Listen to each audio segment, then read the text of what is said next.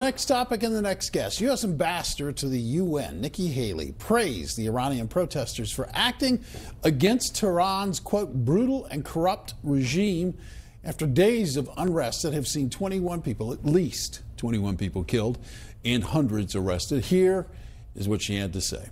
It takes great bravery for the Iranian people to use the power of their voice against their government, especially when their government has a long history of murdering its own people who dare to speak the truth. Joining us now to discuss that is retired U.S. Army Major General Paul Vallely. He is the chairman of the Stand Up America. He's co-author of the book Endgame, The Blueprint for Victory in Our War on Terror. General, great to see you. Happy New Year to you. Thanks for being here. Thanks, Bill. Happy New Year to you and everybody at Newsmax. Yeah, thanks so much. And, you know, you're a valued voice, and we love getting your input and your perspective on things. So let's start with Iran.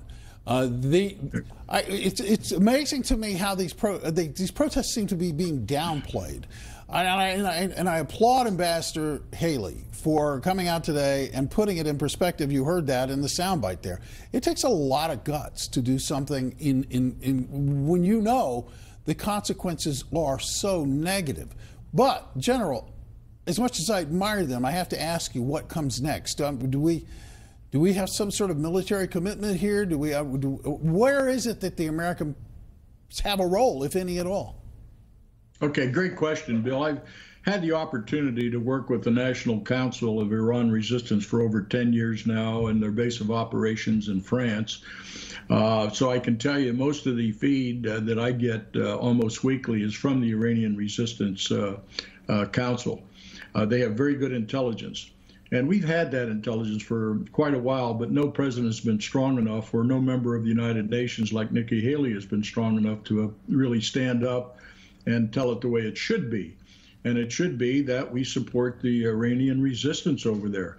And the reason we want to do that, and I'll tell you a little background on what's going on there as well, Bill, is that, you know, they're involved in international terrorism. They've taken their bombs and IEDs into Afghanistan to kill our troops, as well as in Iraq and the things that were ongoing in Syria. And so now they're trying to string along Hezbollah as far as they can in Lebanon, but now we have a coalition going on between Saudi Arabia, Israel, and the United States on some covert planning to support the resistance over there in Iran, which we didn't stand up and do several years ago, which we could have, because we had very weak presidents before President Bush. So we're on a whole new avenue here, Bill. It's really interesting. I mean, what is? I hate to be all practical about this, because there are a lot of things I admire about those men and women inside Iran who are clearly willing to risk death and certainly imprisonment. But what is our role? You're in touch with the resistance. What is it that they need or expect from us?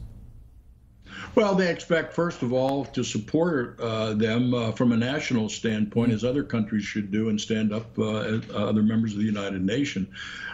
They would expect that we're not necessarily engaged in military action to support them, but that moral conviction to support them is very important to the Iranians. They can certainly do the job. And when you look at that population over there, Bill, over 60% is under 32 years old. And so the 20 and 30-year-olds really want to break out of this Islamic society as best they can, so they have opportunities that they don't have now. But the death and the wounded and the imprisoned over there has been phenomenal, if you could look at the numbers sometimes. General, what do you think the role of economic sanctions is potentially? What could the Trump administration do to put further pressure on the theocracy through the use of sanctions, but not, one of the arguments, of course, has been and was, especially during the Obama administration, that sanctions harmed the people of Iran. And that was one reason they wanted to help lift sanctions. But clearly, the empowerment has gone to the theocracy. So what do we do now in terms of economic measures? Well, Nan, I'm not a big believer in sanctions. They rarely work. Yes, they tighten up the economy in some ways and the finances, but they never work. They've never worked with North Korea. You know, someone will cite, well, South Africa was a good example of how they work. Well, maybe so, but they won't work with Iran. Iran's so smart. They do what we call, Nan, workarounds, okay? Yeah. Their workarounds to get whatever they need, whether it's fissionable material, missile parts, rocket, you know, all those military things they put that money into after we signed that bad deal with them. We gave them billions of dollars. Right. So sanctions don't work. So you have to use a lot of strategic psychological stuff with the Iranians. Render that support to the Iranian people any way you can do it. If you work with the National Council Resistance of Iran, they've got the ear to the ground over there. They know what help they need. And if they request that from inside Iran through the NCRI, then they will provide the opportunity for the United Nations, for example, not the United Nations, but the United States and certain members of the United Nations to render forth certain support that they can.